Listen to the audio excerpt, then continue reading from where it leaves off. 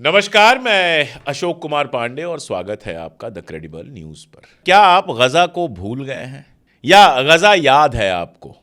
Iran की जंग चल रही है और जाहिर तौर पर ईरान ने जिस तरह से अमेरिका और इजराइल को चुनौती दी है, जिस तरह से झुकने पर मजबूर किया है, जिस तरह से शानदार पहले जंग लड़ी और अब डिप्लोमेसी के मैदान में लगातार अमेरिका और इजराइल को पछाड़ रहा है, तो जाहिर तौर पर यह खुशी होती ही है। अच्छा लगता है कि चलो अमेरिका और इजराइल को किसी ने चुनौती दी, किसी ने औकात दिखाई। लेकिन क्या गजा को भूला जा सकता है? अक्सर मैं प्रोग्राम्स में जाता हूं, बात होती है, कई जगह मौलाना लोग होते हैं और भी लोग होते हैं, उम्मत की बात होती है, बहुत सारी बातें होती हैं। और मैं हमेशा कहता हूं कि उम्मत अमीर के लिए तो काम आती है, लेकिन अक्सर गरीब के लिए काम नहीं आती है, चाहे मुसलमानों की उम्मत हो, चाहे हिंदुओं की उम्मत हो, चाहे ईसाइयों की उम्मत हो। और फ़लस्तीन इसका सबसे बड़ा एग्जाम्पल है। फ़लस्तीन के अगल बगल आप देखिए, जॉर्डन है, सऊदी अरबिया है, एक से एक ऐसे अरब मुल्क हैं जिनके पास इतनी दौलत है, इतनी बेशुमार दौलत है जिसकी गिनती नहीं की जा सकती। ताकत है, सब कुछ है, लेकिन 70 सालों से फ़लस्तीन लगातार तड़प रहा है, लगातार दबाया जा रहा है, कुचला जा रहा है, बच्चों को मारा जा रहा है, घरों को तोड़ा जा रहा है। ऐसे ऐसे लोग हैं जिन्होंने एक ज़िंदगी में 4-4, 5-5 बार हिजरत कर ली। कभी यहाँ से भगाए जाते हैं तो वहाँ जाते हैं, कभी वहाँ से भगाए जाते हैं तो यहाँ आते हैं, और गज़ा में इस बार जो हुआ वो तो आप सब लोग जानते ही हैं। इसीलिए मैंने सवाल किया कि क्या आप गज़ा को भूल गए? हुआ यही कि गज़ा में जब सीज़ फायर हो गया, उसके बाद गज़ा की बातचीत कम हो गई और उसके बाद ईरान वाली जंग शुरू हो गई, तो जाहिर है कि हमारे जैसे लोगों ने भी ज़्यादा कंसंट्रेशन ईरान के ऊपर करना शुरू किया, क्योंकि वो जंग बेहद ज़रूरी थी और है। उस जंग का जो भी रिजल्ट होगा फाइनल, वो दुनिया के फ्यूचर को भी तय करेगा, फ़लस्तीन के फ्यूचर को भी तय करेगा। इसलिए उस जंग पर ज़्यादा ध्यान जाना बिल्कुल लाजिम था और वही हुआ। लेकिन इस बीच में क्या हुआ? क्या सीज़ फायर के बाद इजराइल ने गज़ा को उसके हाल पर छोड़ दिया? क्या जो तमाम सारे प्लान लेकर ट्रंप आया था, गज़ा में ये करेंगे वो करेंगे, कुछ भी हो पाया? क्या गज़ा के बच्चे चैन से सो पा रहे हैं? क्या गज़ा की औरतें खुद को महसूस कर पा रही हैं? क्या गज़ा के मर्द अपना कोई फ्यूचर देख पा रहे हैं?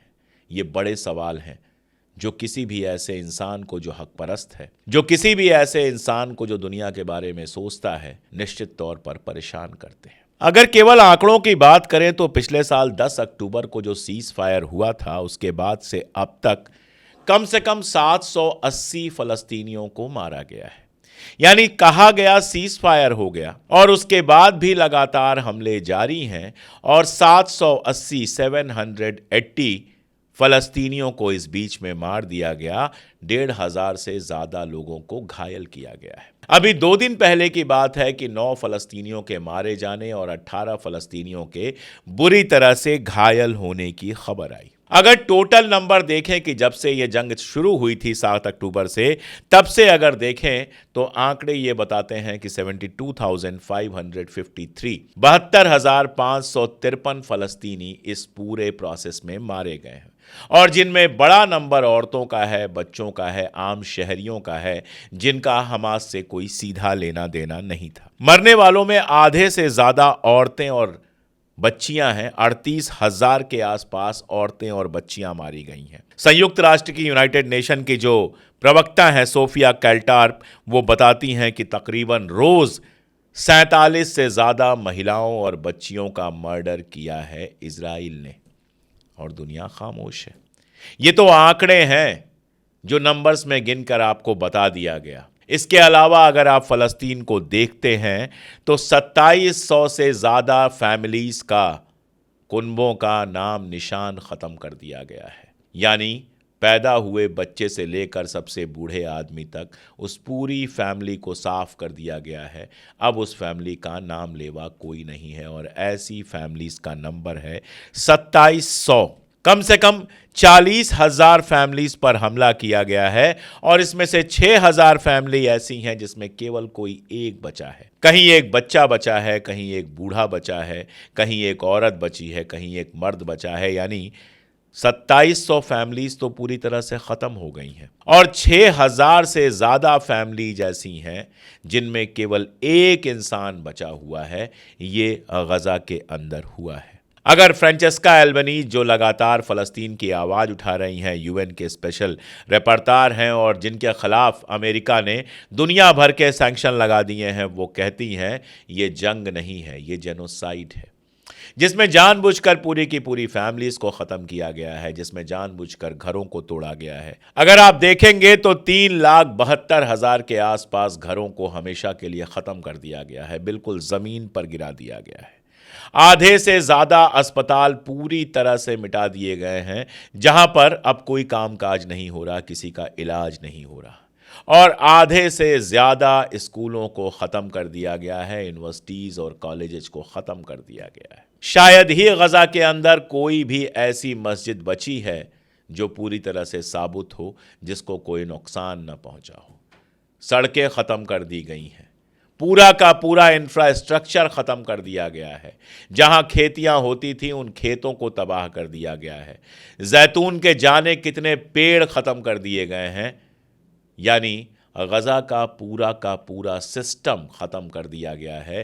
प्लानिंग तो यही थी कि सबको मार के ज़मीन को खाली करा लिया जाए और उसके बाद अपने लोगों को बसाया जाए, लेकिन दुनिया भर में गजा के साथ जो लोग खड़े हुए और लगातार गजा पर शोर मचा, उसके चलते इस हद तक जा पाना मुमकिन नहीं हुआ। लेकिन जिस हद तक इजराइल गया है वो अपने आप में दुनिया के इतिहास में एक काला चैप्टर है, एक ऐसा स्याह चैप्टर है जिसको दुनिया जब भी पढ़ेगी तो ये भी पढ़ेगी कि जब ये जेनोसाइड चल रहा था तो दुनिया के ज़्यादातर हुक्मरान खामोश बैठे थे। अरब मुल्कों के हुक्मरान बीच बीच में बयानात भले दे दें, लेकिन कुल मिला जुलाकर खामोश बैठे थे। उनके सीने में कोई लहर नहीं उठी दर्द की, उनकी आंखों में एक बार भी शर्म नहीं उतरी कि उनके बगल में उनके अपने लोग मारे जा रहे थे, ख़त्म किए जा रहे थे। दुनिया के हर तरीके का जुल्म हो रहा था वहाँ पर, और ये लोग खामोश बैठे थे। हालात ऐसे हैं कि जेल के अंदर फ़लस्तीनी मर्दों के साथ जिना हुआ।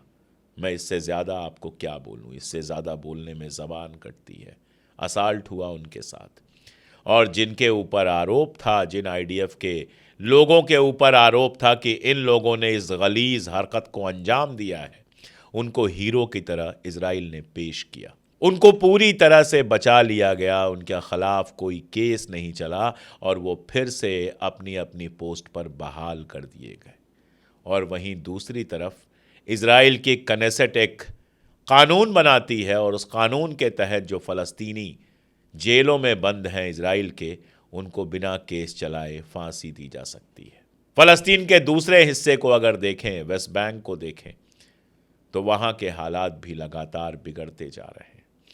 स्मारिच कहता है कि अमेरिका का हमको पूरा सपोर्ट है और हम वहाँ के लोगों को लगातार मार कर वहाँ की ज़मीनों पर कब्जा करके बाहर से लोगों को लाकर बसा रहे हैं, और ये गुंडागर्दी खुलेआम चल रही है, कोई इसके खिलाफ बोलने वाला नहीं है। बातें होती रहती हैं, कभी अमेरिका की संसद में, कभी ब्रिटेन की संसद में, कभी कहीं, लेकिन इजराइल के खिलाफ जब कार्रवाई करने की बात आती है तो सब रह जाते हैं। यूरोपीय यूनियन के अंदर स्पेन और दूसरे कई मुल्क ये प्रपोजल लेके गए थे कि इजराइल के साथ जो ट्रेड डील हुई है उसको कैंसिल किया जाए, लेकिन इटली की मेलोनी और जर्मनी के मर्ज इजराइल के साथ खड़े हो गए और वो ट्रेड डील कैंसिल नहीं हो सकी। मुझे कई बार हंसी आती है कि ईरान के चाहने वाले या ईरान के सपोर्टर जो हिंदुस्तानी पाकिस्तानी हैंडल्स हैं, वो मेलोनी को बहुत हीरोइन बनाकर पेश करते हैं कि देखो मेलोनी कैसे फ़लस्तीनी और ईरानियन लोगों के साथ खड़ी है, भूल जाइए। मेलोनी पूरी तरह से ट्रंप और अमेरिका के साथ खड़ी है। जो एक आध बयानात आते हैं वो यूं ही आते हैं लोकल पॉलिटिक्स के चलते, या फिर बयान तब आया था जब पोप की शान में गुस्ताखी की थी ट्रंप ने। अब पोप बगल में है बिल्कुल इटली के, वेटिकन सिटी तो एक तरह से इटली के अंदर ही है, तो पोप के खिलाफ जब उन्होंने बोला तो जनता को खुश करने के लिए मेलोनी का बयान ज़रूर आया, लेकिन गज़ा या ईरान को छोड़ देते हैं, ईरान पे बात करने वाले बहुत हैं, लेकिन गज़ा या फ़लस्तीन पर कभी कोई स्टैंड न मेलोनी ले सकती है, न मर्ज ले सकता है, न डेमोक्रेट्स ले सकते हैं, न रिपब्लिक ले सकते हैं, और ना ही इंडिया के अंदर नरेंद्र मोदी ले सकते हैं। अभी हुआ ये कि ब्रिक्स की मीटिंग थी, डिप्टी फॉरेन मिनिस्टर्स और स्पेशल जो दूत आते हैं उनकी एक मीटिंग थी और उस मीटिंग में बताया ये जा रहा है, हिंदू अखबार इस खबर को छाप रहा है कि हिंदुस्तान ने गज़ा के अंदर जो इज़राइल का जेनोसाइड है, जो इज़राइल की हरकत है, उसको हल्का करके दिखाने की कोशिश की। जो यूनाइटेड नेशन का टू नेशन सलूशन है, जिसमें फ़लस्तीन की राजधानी, फ़लस्तीन का कैपिटल कहा गया कि ईस्ट जेरूसलम होगा, उस मामले को दबाने की कोशिश की और कुल मिला जुला कर इज़राइल के साथ खड़े होने की कोशिश की। तो सोचिए, जो हिंदुस्तान 1947 के बाद से ही फ़लस्तीन के साथ रहा, वहाँ का निज़ाम भी इज़राइल के साथ जाकर खड़ा हो जाता है। यूरोप और अमेरिका को तो छोड़ ही दीजिए, वो तो हमेशा इज़राइल के साथ रहे हैं। उनकी ही शह पर इज़राइल इस गुंडागर्दी को, इस जेनोसाइड को अंजाम दे सका है। वेस्ट बैंक से एक खबर आई है, जो नॉर्वेजियन रिफ्यूजी काउंसिल है, उसने एक रिपोर्ट दी है जो बताती है कि इजरायली सैनिक और वहाँ जो सेटलर्स हैं, सेटलर बड़ा अच्छा वर्ड कहा जाता है, ये सेटलर नहीं है, ये कब्ज़ा करने वाले हैं, जो वहाँ की ज़मीनों को, वहाँ के घरों को कब्ज़ा कर रहे हैं, वो फ़लस्तीनी औरतों के साथ छेड़छाड़, बदतमीज़ी और जिना का इस्तेमाल कर रहे हैं ताकि औरतें बेइज्जत हों, घर से बाहर ना निकलें और आखिर में उनको घरों और उनकी ज़मीनों से बेदखल कर दिया जाए। यही वजह है कि लड़कियां स्कूल नहीं जा पा रही, औरतें नौकरी नहीं कर पा रही। बाकायदा स्कूलों के पास तारों के बाड़ लगा दिए गए हैं और बच्चे तारों के बाड़ के उस तरफ से ये डिमांड कर रहे हैं कि ये तारों की बाड़ हटाई जाए ताकि हम जाकर अपना स्कूल अटेंड कर सकें। लेकिन फ़लस्तीन के लोगों के ज़िंदगी को इज़राइल इतना मुश्किल बना देना चाहता है कि वो फ़लस्तीन छोड़कर चले जाएं, ज़मीनें खाली कर दें, जहां ये अपने लोगों को बसा सके। ये ज़िद है फ़लस्तीनियों की कि इतने मुश्किल हालात में भी ना वो अपना घर छोड़ने को तैयार है, ना अपना शहर छोड़ने को तैयार है, ना अपना वतन छोड़ने को तैयार है। दुनिया के हक पसंद लोगों का तो ये फ़र्ज बनता था कि फ़लस्तीनियों के साथ खड़े हों, लेकिन बड़ी बड़ी बातें करने वाले तमाम सारे मुल्क, मैं इस्लामिक मुल्कों की बात नहीं कर रहा क्योंकि मैं फ़लस्तीन को इस्लाम का मसला नहीं मानता, मैं फ़लस्तीन को इंसानियत का मसला मानता हूँ। इसीलिए होना तो ये चाहिए था कि तमाम बड़े मुल्क फ़लस्तीन के साथ खड़े होते और इज़राइल की गुंडागर्दी को रोकते, लेकिन हुआ ये है कि अवाम भले शोर मचा रही हो, अवाम भले सड़कों पर आ रही हो, हुक्मरान गज़ा को लेकर तकरीबन पूरी तरह से खामोश है। और अगर ईरान में अमेरिका और इज़राइल की चाल कामयाब हो गई होती, ईरान पर इनका कब्ज़ा हो गया होता, तो ये समझिए कि फ़लस्तीन का ख्वाब हमेशा के लिए ख़त्म हो गया होता। लेकिन ईरान, जो इस समय निश्चित रूप से फतहयाब हुआ है, इस जंग में जीता है, वो लगातार फ़लस्तीन की बात कर रहा है और इसीलिए थोड़ी सी उम्मीद बनी हुई है कि इस समझौते के बाद ईरान फ़लस्तीन पर ख़ास ध्यान देगा और अमेरिका के राष्ट्रपति ट्रंप ने जो प्लान बनाया है, उस प्लान के हिसाब से भी और उस प्लान के अलग से भी फ़लस्तीन को बेहतर बनाने की कोशिश करेगा। अब उस प्लान का जहाँ तक सवाल है, तो आप समझिए कि 10 साल लगेंगे, अगर कोई और हमला ना हो तो गज़ा को दोबारा बनाने में 10 साल लगेंगे और 71.4 बिलियन अमेरिकी डॉलर की ज़रूरत होगी। अब ये पैसे जो आने थे वो ज़्यादातर अरब मुल्कों से आने थे, लेकिन ये जो जंग हुई है उसमें अरब मुल्कों के भी हाल ख़राब हुए हैं, उनकी इकानमी भी तबाह हुई है। सऊदी अरबिया की इकानमी के बारे में लगातार कहा जा रहा है कि बहुत अच्छे हालात नहीं हैं। इसमें एक डर है कि क्या ये जंग ख़त्म होने के बाद अरब मुल्क उस हद तक पैसे दे पाएंगे जिस हद तक उन्होंने वादे किए थे। अगर नहीं दे पाएंगे तो ये समझिए कि गज़ा में रीडेवलपमेंट का काम और ज़्यादा देर होगा। और इज़राइल के बारे में आप जानते हैं, वो अभी भी कह रहा है कि गज़ा पर हम नए हमले करेंगे। वो कभी नहीं चाहेगा कि गज़ा के अंदर रीडेवलपमेंट हो और ट्रंप इज़राइल के कहे से बहुत आगे जाएगा नहीं। इसलिए हालात बहुत ख़राब हैं, उम्मीदें बहुत कम हैं और इसीलिए ज़रूरी है कि सारी बातें करते हुए गज़ा पर भी लगातार बात की जाए। मैं कोशिश करूँगा वक्त वक्त पर गज़ा के बारे में आपको बताने की, आपको अपडेट करने की, और आपसे भी मेरी अपील है कि जहाँ भी हैं, जिस सोशल मीडिया पर आप हैं, जिस ग्रुप में आप बैठे हैं, गज़ा की बात करते रहें। बहुत ज़रूरी है, गज़ा के लोगों ने जितना बर्दाश्त किया है, बहुत ज़रूरी है कि कम से कम उनकी बात लगातार की जाए ताकि वो मुद्दा दुनिया की नज़रों में ख़त्म ना हो। आज के लिए इतना ही, बहुत शुक्रिया।